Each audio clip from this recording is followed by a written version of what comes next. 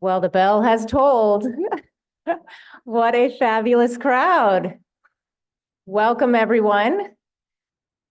My name is Deirdre Anderson, and I have the pleasure of serving as the Executive Director of the Hingham Historical Society. Welcome all to the Hingham Heritage Museum. And for those of you watching from home, welcome, and thanks for your patience. We have a big crowd here at the Heritage Museum. So today is bittersweet. Today is the last of our 7 lectures in this year's series, Revisiting the American Revolution. But as you know, our commemorations are just beginning. 7 months ago, we gathered in this space and online and kicked off this series with historian Mary Beth Norton, followed by Robert Parkinson, J.L. Bell, Bob Allenson, Joel Boy, and last month, Brooke Barbier. We've been transported 250 years to consider the characters, places, and events that put us on this trajectory to a fateful day, one that we will commemorate the 250th anniversary of in just under 2 weeks, the battles of Lexington and Concord. And as Ralph Waldo Emerson immortalized in his 1837 poem, Concord Hymn, the shot heard round the world, that ignited the American Revolution and put us on a trajectory toward independence and a government by the people and for the people. Hence my sweater. Today, at the end of a week, where thousands took to the street across the country and thousands more did not, representing our divided nation, it is a timely moment to look at the seminal founding document of independence, the Declaration of Independence. And no better leader to guide us on that journey but the James Bryant Conant University professor at Harvard University, Danielle Allen. Among her many activities, Professor Allen is on the board of the Developing Adams Presidential Center in Quincy, Massachusetts. And I had the honor of hearing her last fall with several other society members and was deeply struck and inspired by her intellect, eloquence, and passion. In addition to this book, our declaration, which you all should read, we have copies downstairs. Professor Allen has yet led a multi-year nationwide effort with institutions around the country on educating for the American democracy. No better time. Today, Professor Allen will close out our series, Revisiting the Revolution, as we think hard about how we apply what we have learned to this moment. Please join me in welcoming Professor Allen.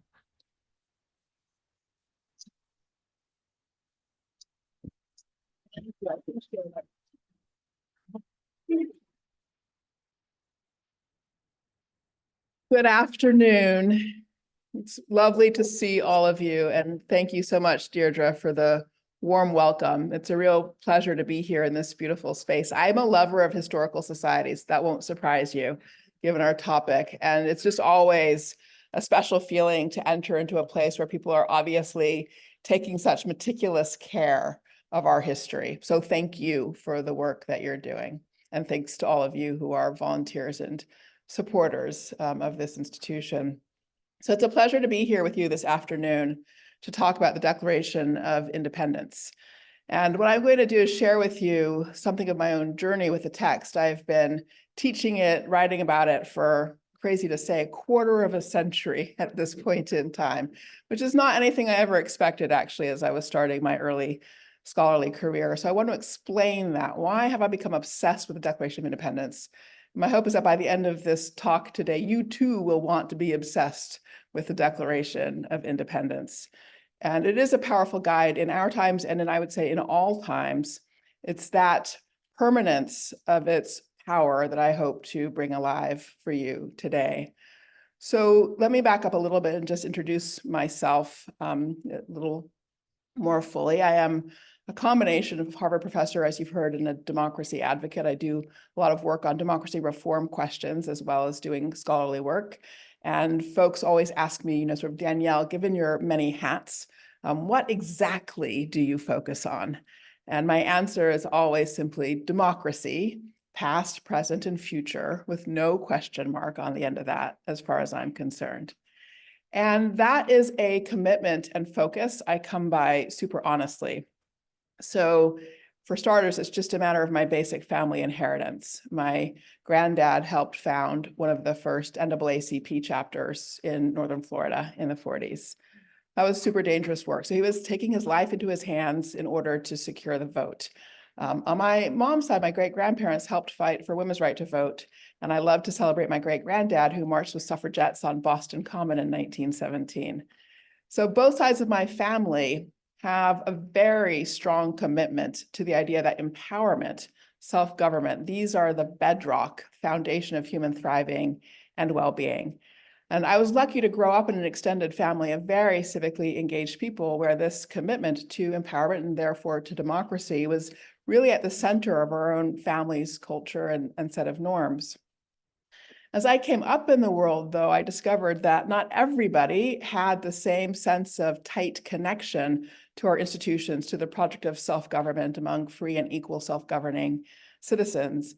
And even in my own extended family, that was true. I have many, many, many aunts and uncles, countless numbers of cousins, and across the whole breadth of our family, there were really very different kinds of life paths. So I have had incredible opportunities, as has my brother, but I have cousins who aren't with us any longer because of things like substance use disorder and gun violence and incarceration.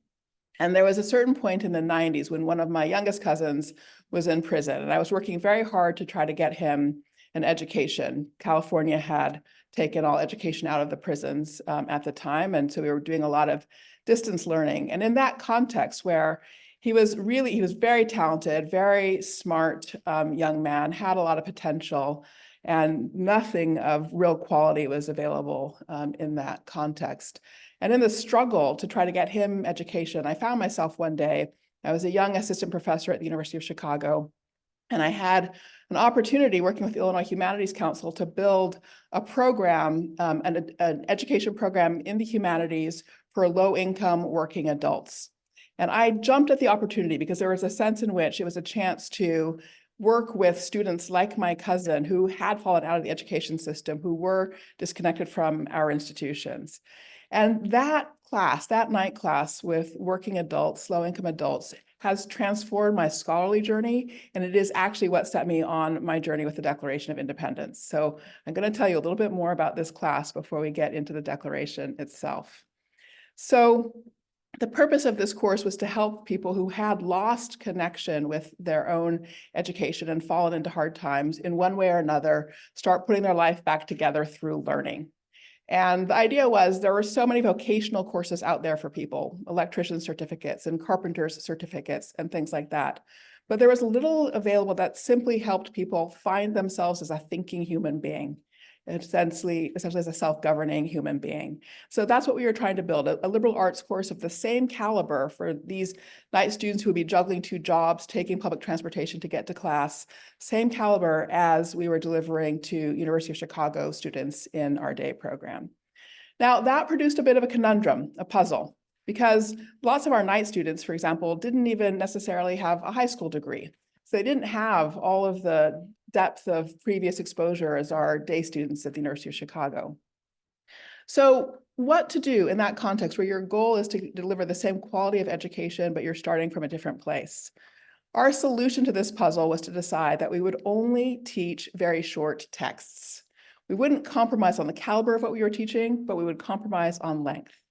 And for that reason, and that reason alone, I started teaching the Declaration of Independence. It's 1,337 words. And we taught it in the history unit, and we taught it in the philosophy unit, and we taught it in the literature unit and the writing unit. All right. So that is how instrumental my original connection to working with the Declaration of Independence was. And then in my classroom, the most extraordinary thing happened, the single most impactful teaching experience of my career.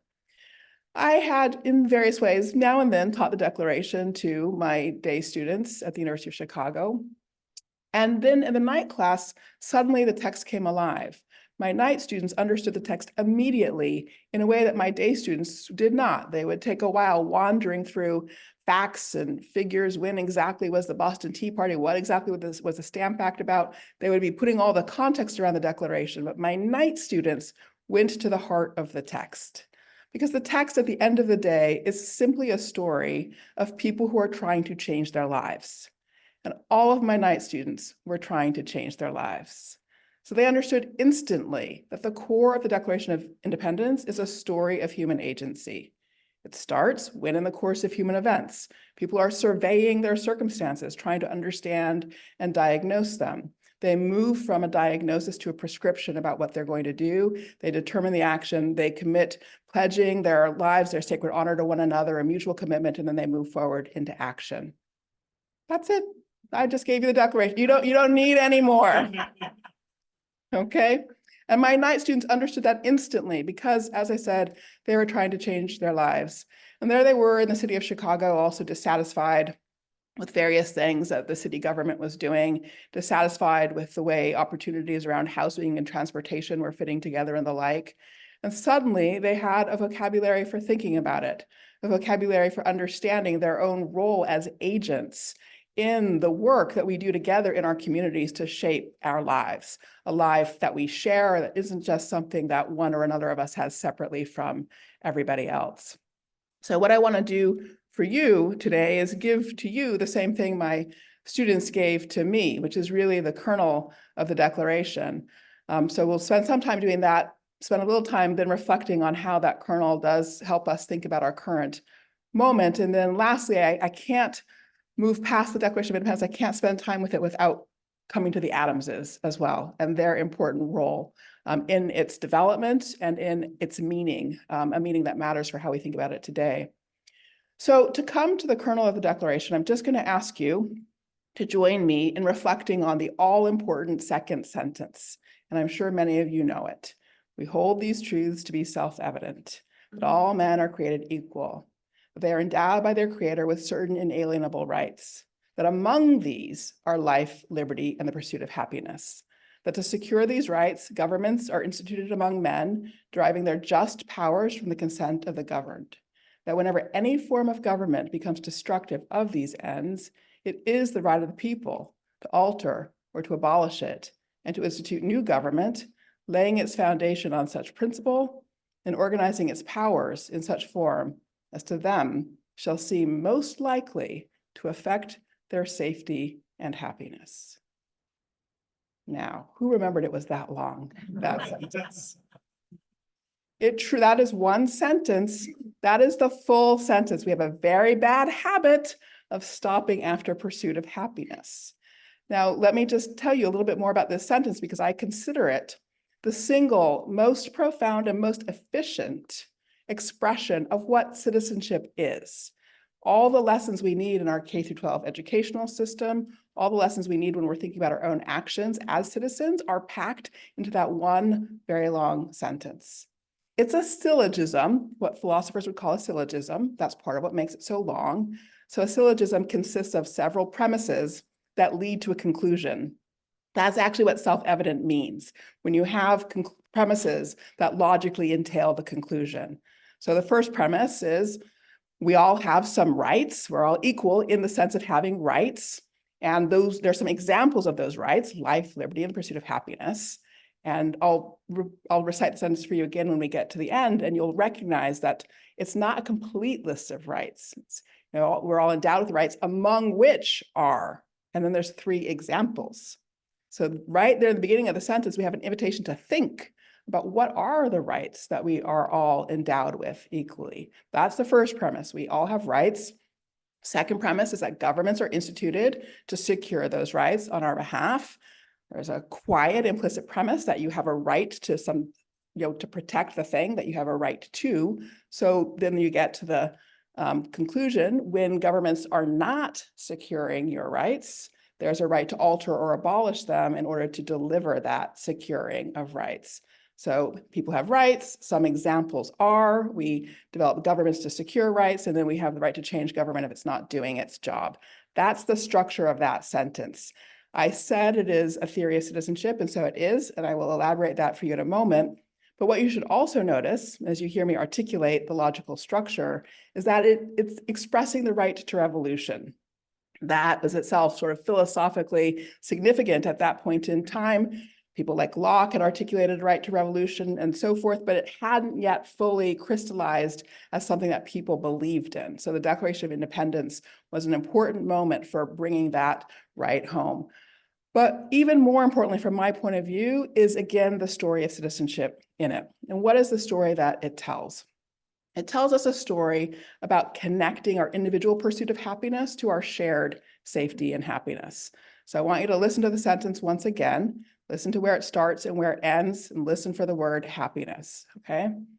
We hold these truths to be self-evident, that all men are created equal, that they are endowed by their creator with certain inalienable rights, that among these are life, liberty, and the pursuit of happiness, that to secure these rights, governments are instituted among men, driving their just powers from the consent of the governed, that whenever any form of government becomes destructive of these rights, it is the right of the people to alter or to abolish it and to institute new government, laying its foundation on such principle and organizing its powers in such form as to them shall seem most likely to affect their safety and happiness.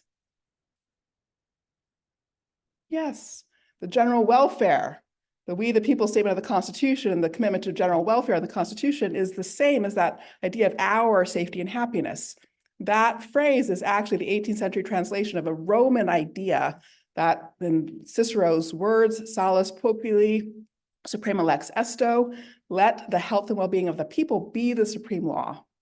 The health and well-being of the people, the common good, the public interest, that is what should guide and define all government. And so that's what that sentence is doing. It's reminding us that, yes, we have individual rights. We are people who can protect ourselves. We can act with freedom. We should have the space to act with freedom. Yet our job is to figure out how to combine with all the others around us to connect our individual interests to some general welfare, to our shared safety and happiness. So how exactly do we do this? This is then the very challenging work the Declaration puts in front of us to connect our individual sense of happiness to a shared or general sense of happiness. We can only do that through conversation, through deliberation with one another. And that sentence that I've been reciting gives us clarity about what we have to deliberate on. We have the last clause of the sentence basically telling us what the ongoing work of citizenship is. We're constantly diagnosing, are our institutions securing our rights? That's the question we always are asking. Are they securing our rights?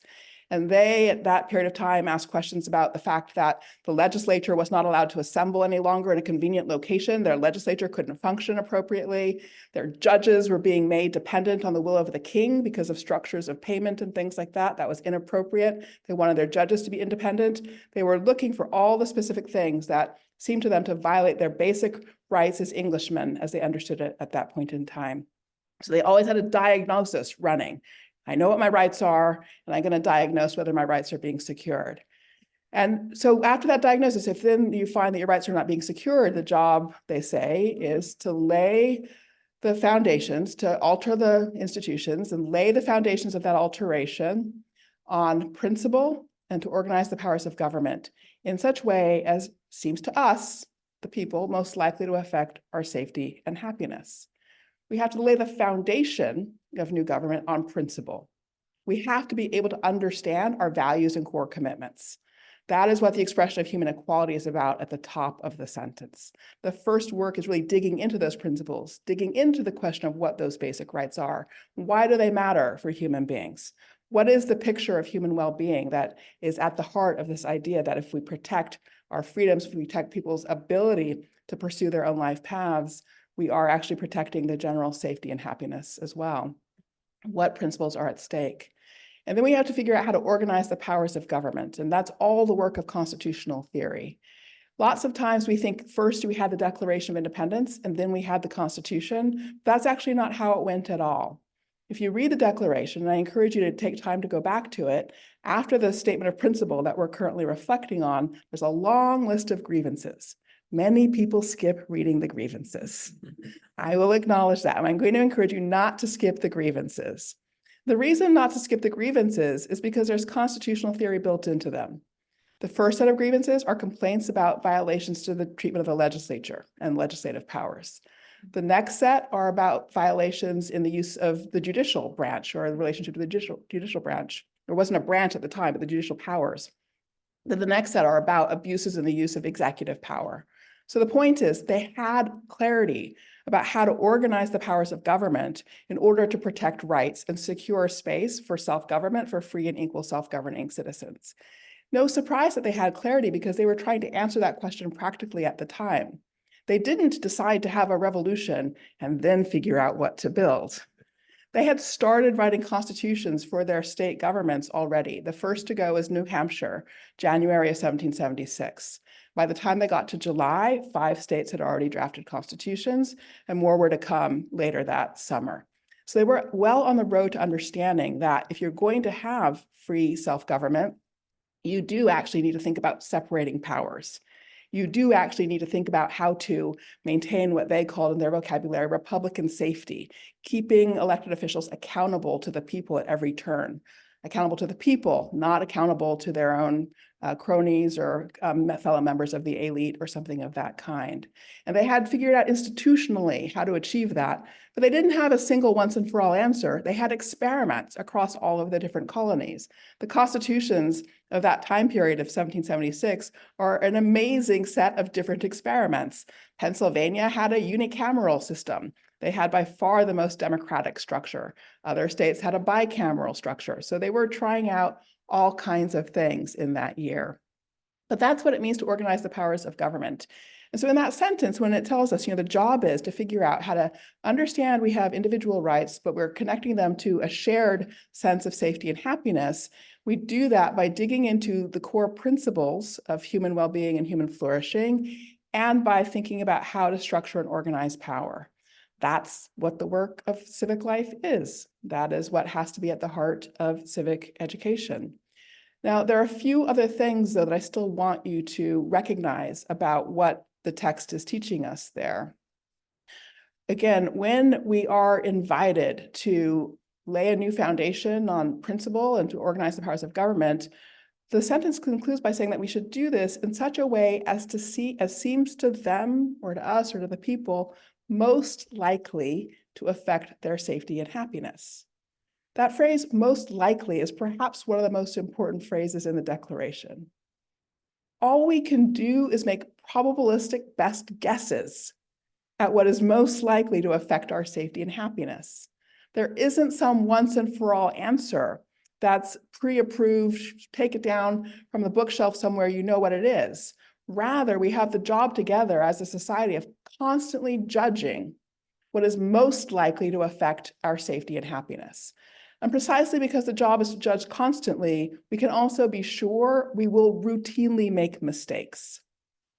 And that means we've been put on a path right from the very beginning of always correcting the judgments we make about how to achieve our collective safety and happiness. So that picture right there in the second sentence of the Declaration of a recognition that we have individual rights. Nobody can be better than I am at figuring out for myself what my own pursuit of happiness is. That's really mine to determine. I might not be very good at it. I will admit I might make all kinds of mistakes, but the truth is nobody else is better situated than I am to figure out what my own pursuit of happiness should be. Nobody else can know fully what my motivations and abilities and capacities and experiences are. So nobody else can judge those things. I have to judge for myself. That is where the root of the equality is that makes us all equal democratic citizens. Yet at the same time that nobody can judge for me and therefore I have to judge for myself, my work of judging is about setting my judgment in relationship to the judgments of others. And again, for that, what we need to do that work is our institutions. Our democratic institutions are what we use to do the hard work of wrestling through our probabilistic judgments about how to achieve our shared safety and happiness. But finally, the last point to make about this sentence is simply the one I've already made about safety and happiness, our safety and happiness. What does it mean to set an idea of the common good as the rule for one's life? What does it mean to set the common good as the rule for one's life? It actually changes the questions you ask and the judgments that you make. And so then that means that democratic culture rests on the preservation of that kind of commitment to the idea that when we make decisions, we should have the public good, the common good, our shared safety and happiness in mind. And that democratic conversation, democratic deliberations, our political discourse will succeed best when the common good is put at the heart of the conversation. So with that, my hope is to reawaken for all of us a sense of the power of the story of civic agency in the Declaration of Independence. As I said, it starts from diagnosis. There's this deep exploration of principle that I just offered to you. It moves on from that to prescription. There's clarity about wanting to have unanimity in deciding to sign a Declaration of Independence and then develop articles of confederation for themselves, treaties with Spain and France, and sending the formal notice of their independency to Britain. So from diagnosis through principle to a shared story about what they've experienced to action. And that set of things is what citizens need to bring change. Diagnosis, clarity about your principles, clear action plan, and a shared story about what has happened to you and where you are going. Those are the core elements of successful civic action.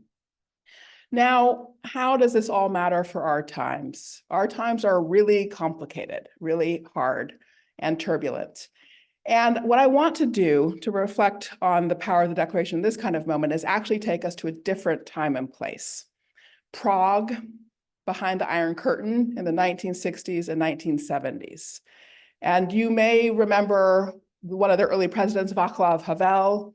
Havel was also a poet and playwright and philosopher. He was a dissident during the time under the Iron Curtain. And he's offered incredibly stirring and moving accounts of how dissidents carried out their lives in that time period. One of the single most important things they did was create what are called samizdat. And this was a word for the circulation of political philosophical texts, handwritten quietly in quiet rooms. People would gather to try to think about what exactly should a government be, what should it be about. And what did they use for these texts? They used Declaration of Independence, they used the American Constitution, they used the Federalist Papers. In other words, quietly in hidden rooms, keeping themselves safe, what they did was actually keep alive a philosophical tradition of liberty. The Declaration of Independence has served people well across time and place.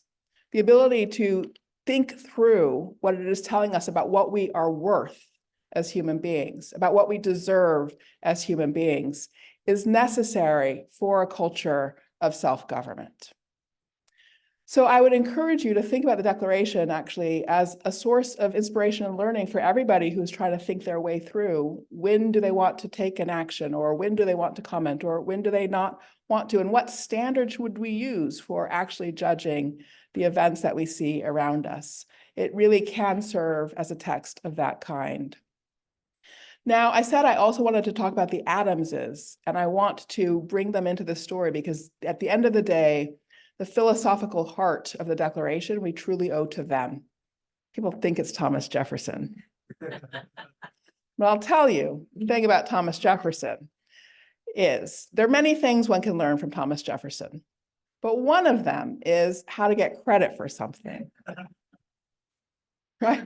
If you want credit, put it on your tombstone. Because of course his tombstone says author Declaration of Independence.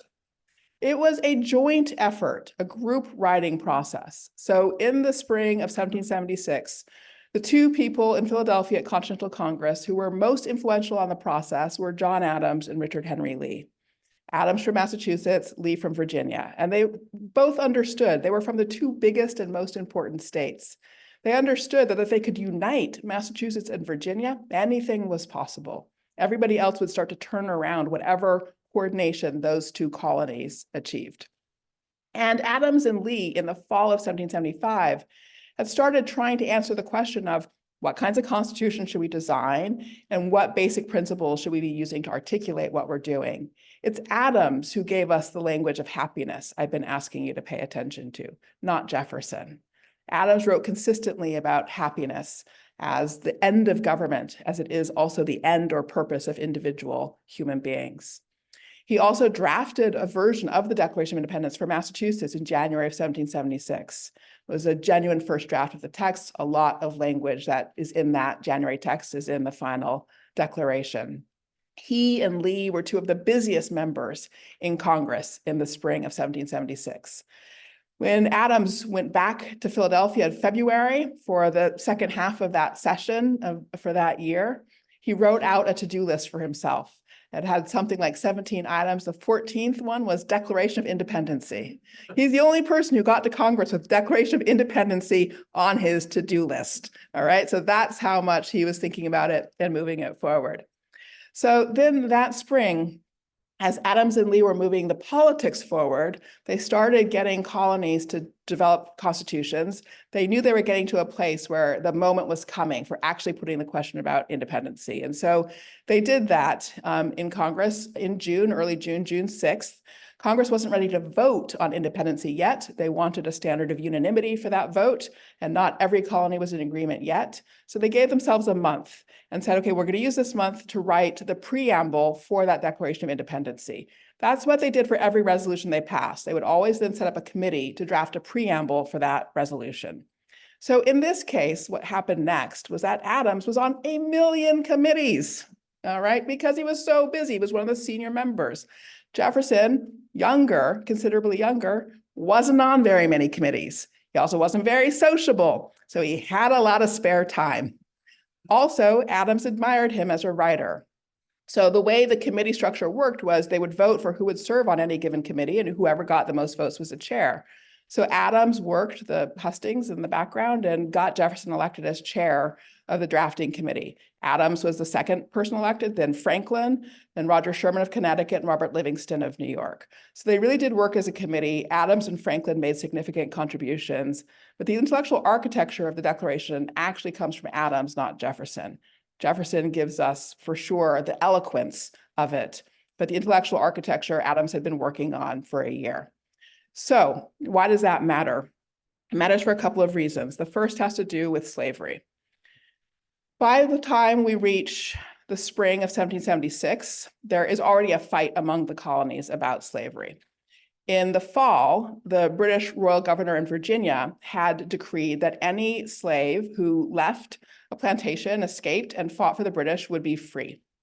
And from that point on, the Virginians were accusing the king of violations of their rights of property in the same language, the same vocabulary of rights as they were also using for violations of trial by jury or trial or due process issues or the legislative issues and the like. Now, this produced a big problem. John Adams never owned human beings. He always thought enslavement was a bad thing. Benjamin Franklin, by this point in time, also was against enslavement. So you had a committee, in other words, that came from places with very different points of view. And what Adams recognized, and Franklin too, and he's explicit about this in the debates over the Articles of Confederation, was that the idea of a right to property had become a divisive term for them. They weren't going to be able to have a compromise around a statement of principles if they invoked a right to property. Now, that was complicated because at this point in time, the usual formulation for talking about the rights that you wanted to protect was life, liberty, and property. That was the conventional phrase. So when we get life, liberty, and the pursuit of happiness, that is Adams providing an alternative formulation that wouldn't trigger all the fights and debates about slavery, all right? But what he was doing in that moment was also ensuring that the Declaration wouldn't anchor a defense of slavery. Because again, by this point in time, for the South, if you invoke the right to property, that was a defense of slavery as well. So Adams was actually opening the window to abolition in that moment too. And that window was real. Here in Massachusetts, by January of 1777, a free African-American named Prince Hall drew on the language of the Declaration of Independence to submit a petition to our then, by that point, state assembly, still called the General Court, for abolition. It didn't go through at that point in time, but at the same time that that was happening, Adams, as you know, was drafting the Massachusetts state constitution. He too drew on the language of the Declaration of Independence for the opening statement of rights in the Massachusetts Constitution.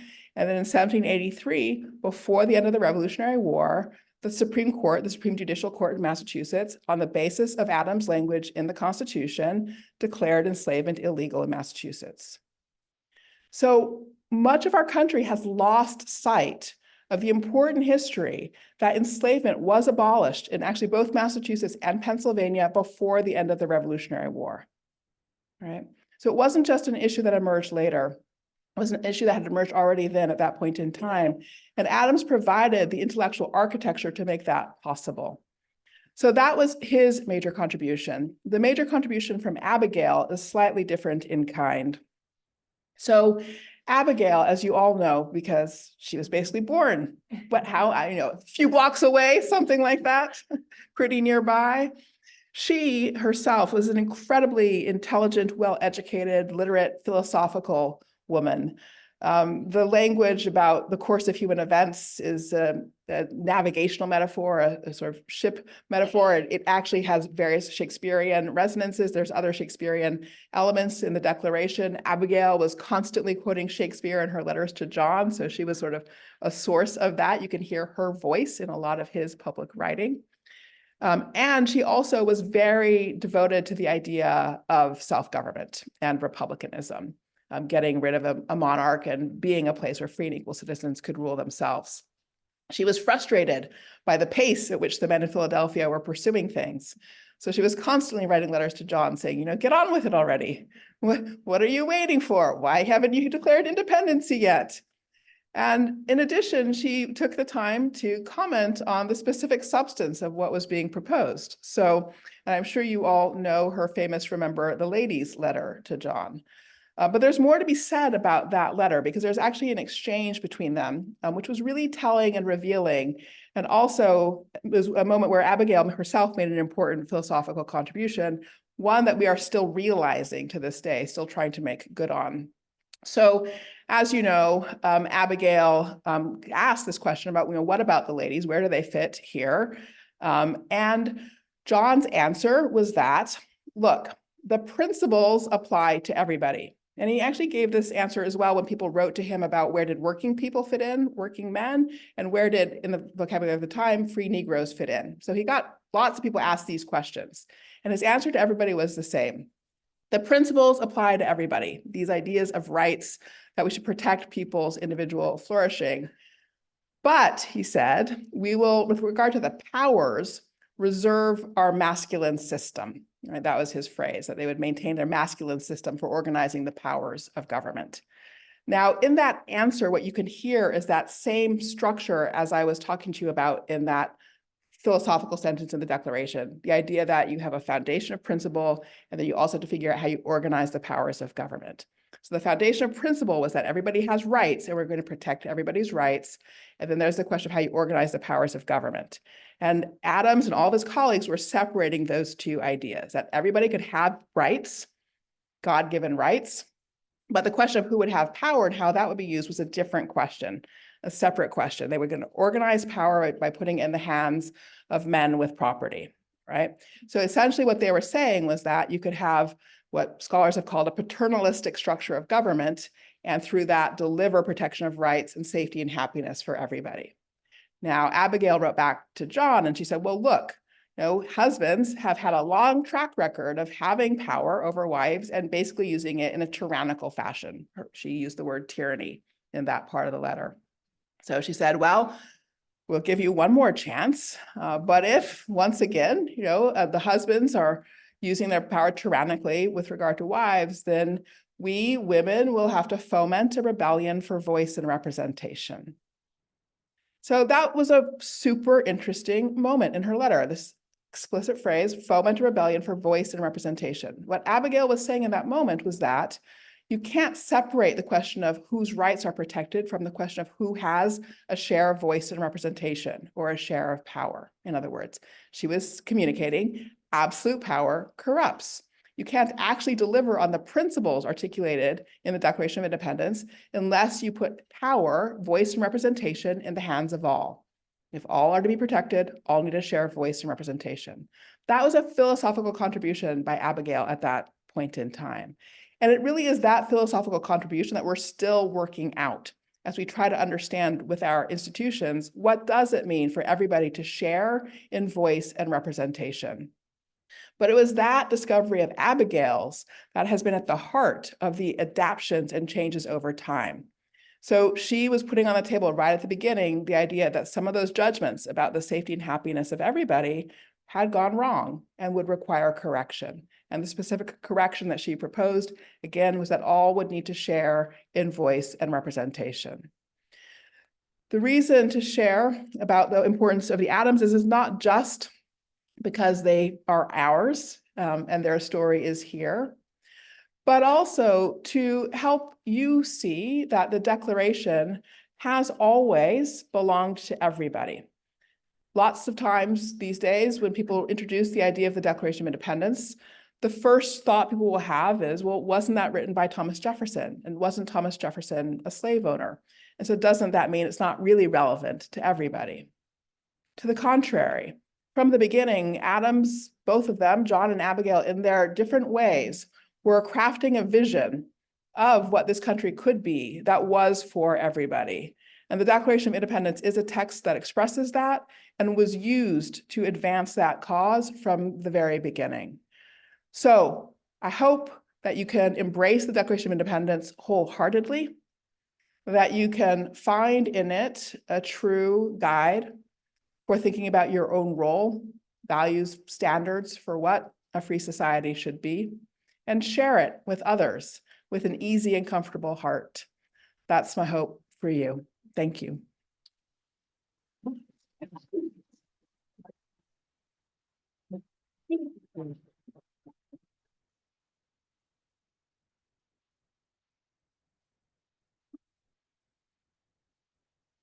Thank you so much, Professor Allen. That was very inspiring. Are you comfortable taking some questions? Of course. Okay, Yes. great. We'll open it up to the audience here and then to the audience online in the back.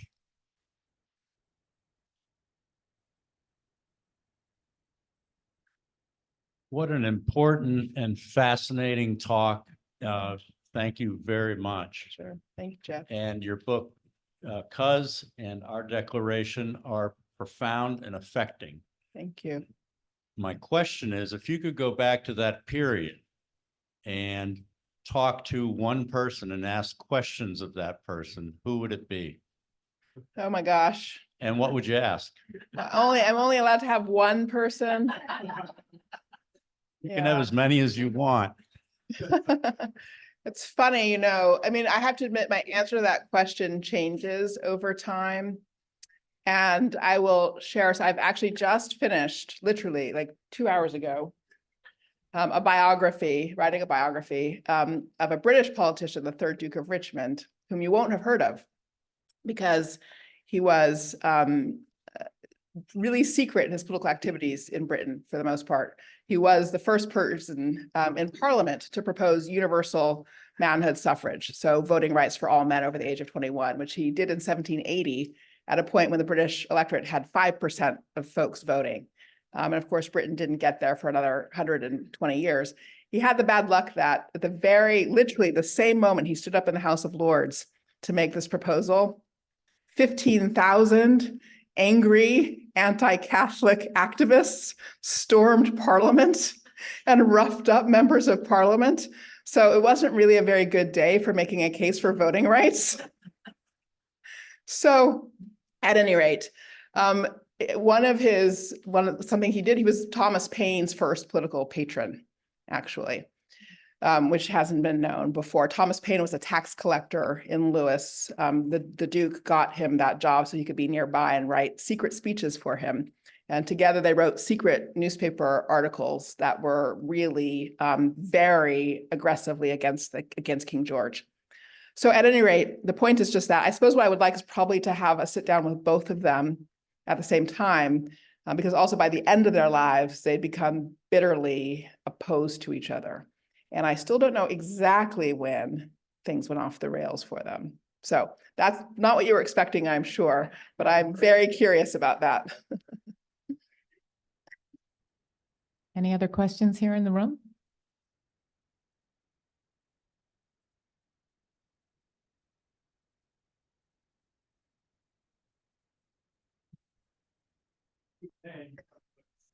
For those who, at the end, bitter towards one another. Say that again, if you don't mind. Yes, could you name some of the people who were angry at the end? Oh, so yes, I mean, I was referring there to Charles Lennox, the third Duke of Richmond, and Thomas Paine. And I mean, really, this is a story about Thomas Paine. But Thomas Paine was really crazy. And so he ultimately alienated pretty much everybody.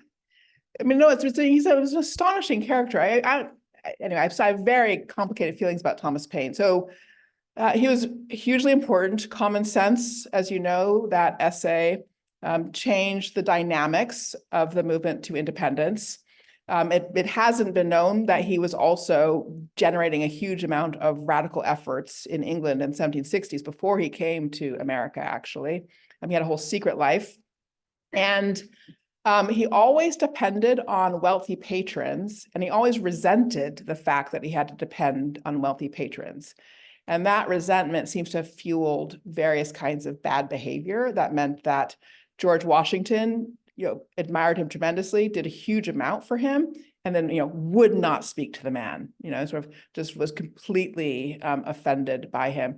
Marquis de Lafayette, same thing. Thomas Jefferson, same thing. Duke of Richmond, same thing. So Thomas Paine had extraordinary gifts, but also some kind of instability of personality that made him really hard for people.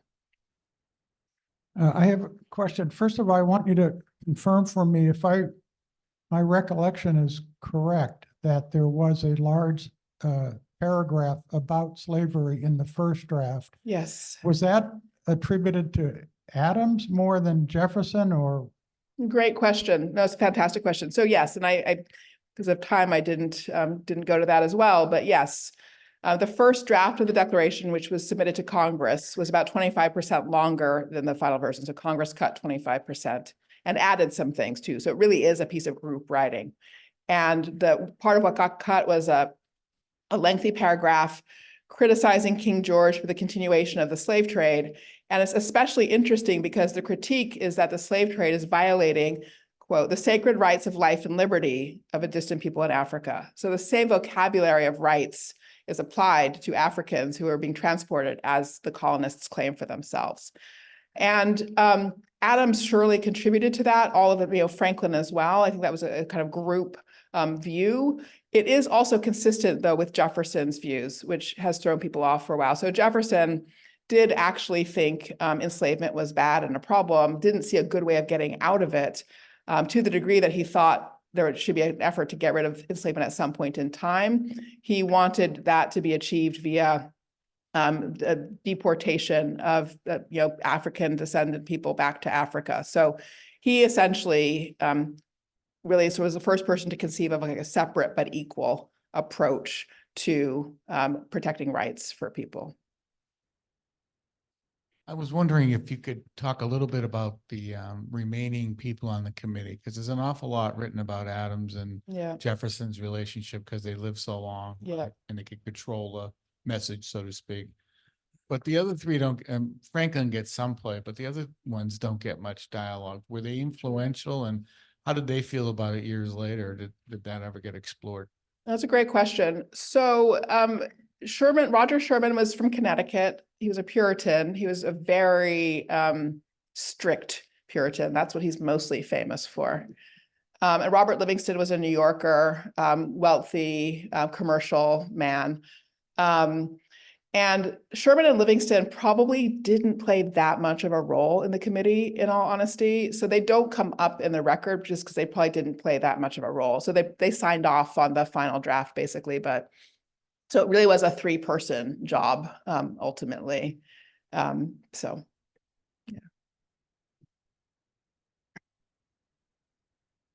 I was inspired by how you started with talking about how you helped the nice students find agency. And so as a retired teacher, I'm just wondering what questions you asked them that I might ask myself in terms of what is it in the text that you can now apply to your life? So That's a great question. I would really say that it's not so much that I showed it to my students as my students showed it to me, I will be honest. And, it was a very old-fashioned approach to teaching when I started with it. We literally just read the Declaration out loud, one sentence at a time, each person around the room reading a sentence. And we sort of read it once, and then we started over, and when you read it once out loud like that, because of the 18th century language, students these days may or may not understand very much of it. So read it once and then go back to the beginning and then just sort of talk through every sentence as we go. And when you do that, what happens is that people bring things to the text. So when the ideas click, they'll be, oh, like that's like, in Chicago when, et cetera, et cetera, et cetera.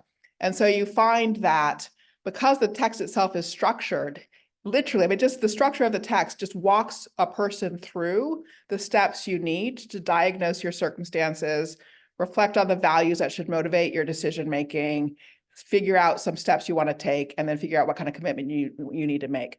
So because the text has that structure, when you walk through it in that way, what people will put on the table is exactly that kind of content. And so then all you have to say is, oh, look, like you've just made an argument about your circumstances, your values, what you want to do about it. Why don't you go ahead and articulate that as a complete argument? So the text literally teaches itself in that fashion. Any other questions here in the room? All right, well, I will ask if you don't mind. I deeply appreciate, and for all of you, please go online and look up Educating for American Democracy. Professor Allen has done an enormous amount of work in this area. Could you please speak when I, in my role, hear from people concerned about the state of our world? They will often say, it all starts with education, and how do we infuse in our students? In Massachusetts, civics education is targeted primarily towards 8th grade. And I had the honor of going to the National Conference of Social Studies Teachers in November. And when I went through the exhibit hall, there were probably a dozen companies focused on civics education. And we gave, Bob Broncoli and I gave a tour yesterday at the Lincoln House to a teacher from Weymouth, and she teaches 6th grade math. And she said, and I said, well, we need to get in touch with the 8th grade history teacher. And she goes, oh, I hate to tell you, it's all reading and math. Mm-hmm. Right. What could you say to this deeply influential audience in a community that is has a very strong public school system with which we have a relationship? What can we do to change that nationwide or locally? Let's start local. Well, thank you for that question and for your interest in civic education. It is really important. I agree. And so, we actually in Massachusetts, since as of 2018, we have a stronger policy framework for civic education than other states because there is the requirement for a year-long grade 8 course.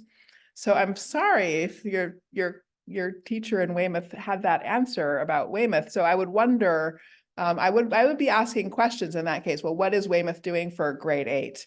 And here I have to declare a conflict of interest. I run a civic education provider. We have a year-long grade 8 curriculum, which is the highest rated one in the state. So we work with a lot of districts. I think we have something like 50 different schools and districts in our network at this point in time. So I'm happy to pass on more information, but we're not the only provider. There are other providers as well. So it is possible at this point in time to have a very robust grade 8 civics curriculum that other teachers in the school should be able to connect to. So I think I would be asking some questions probably. Yeah. And nationally, lifting our voices for civic education. It's interesting. the American people is not anywhere nearly so divided as our politics makes it seem. I mean, this is just, it's across the board true. Lots and lots and lots of polling data to support this. So civic education is one area where, more than 70% of Americans agree that we need more, and astonishingly, even agree about what should be in it. So have agreement that we should do things like teach the history of enslavement. That's not actually controversial among most of us. In fact, it's a politicized issue operating in the political class, but not among sort of daily life for Americans. And ditto around kind of core values, Bill of Rights, the kind of values expressed by the Declaration of the Constitution, supermajority support for those core values.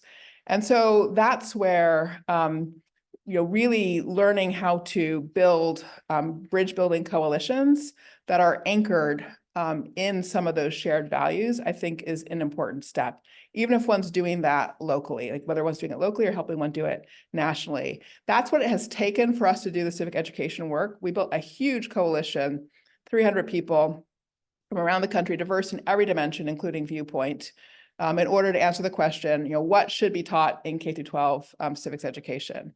And it was a new way of working for a lot of people because we've gotten so used to our polarized divides, but that actual work of just, being in coalition with people from across different parts of the political spectrum made it possible to build something that is now being used from Massachusetts to Oklahoma to New Mexico to California. So, yeah.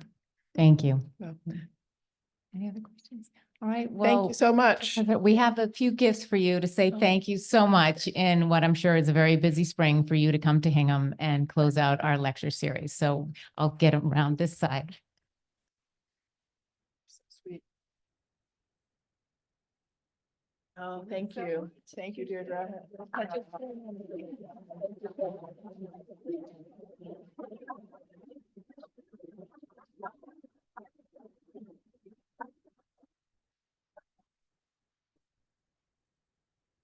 Thank you again, Miss Allen. So before we close out, I do want to thank our education committee who made this lecture series possible. That includes here with us today, and I'd ask them to give a little wave, Judith Brooks, managing our online audience back there. Thank you, Judith. Cynthia Galco, who might have greeted you on the door, Christine Maglione Beniers, who could not join us today, Jane Shute, who I'm sure is online, Ruth Gilbert Whitner, also likely online. And I want to also thank Colin McGinnis, who works the magic to have those join both digitally and here in person.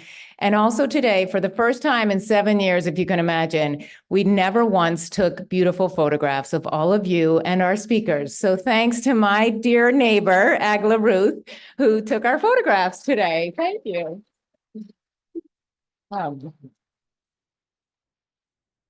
I'd also like to thank, we have several board members here today. Jim Taylor, our board chair, Caroline, if you could give a little wave, Caroline Councilman, our vice chair. I see Karen Johnson in the back of the room. I see Bob Broncale in the back of the room. Gordon Carr was here. Anybody else? Well, great. Thank you. Matt Torrey in the back of the room. So thank you all.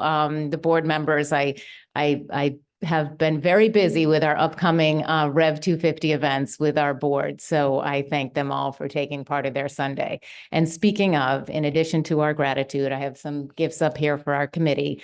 We have a few programming notes. If you were lucky enough to get your tickets, this is the bus to the battle. This is how we're going to find 100 Hinghamites in Lexington at 5:30 a.m. on April 19th. And we're going to have a little button that says, "We made it this time by bus."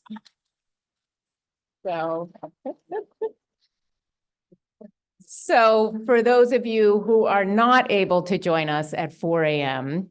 on April 19th for a bus to the battle, we will be offering a variety of programs throughout the spring to help you revisit the American Revolution and mark this moment. colleagues from historical societies and museums and towns and the national park have worked for years to make sure that this moment, the semi-quincentennial, is a generational moment. And will not let the chaos and what is happening to some of our libraries or museums take away from that planning and that attention. And you can help me by showing up and supporting those events and those museums and those exhibitions that are going to be offered throughout the coming years, including our own. So with that, I invite you all downstairs for reception in the Visitor Center. And I thank you again for your incredible support of this year's lecture series, and most specifically today to Professor Allen. Thank you all so much.